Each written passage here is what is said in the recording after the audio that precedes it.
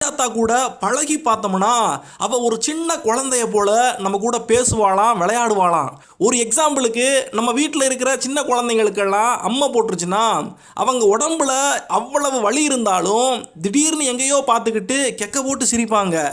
என்னன்னு கேட்டால் வழி தெரியாமல் இருக்கிறதுக்காக மாரியாத்தா வந்து பிள்ளைகளோட இப்படி விளையாடுவா, அவளை பார்த்து தான் இந்த குழந்தைங்கள்லாம் சிரிக்குதுன்னு பெரியாளுக சொல்லுவாங்க.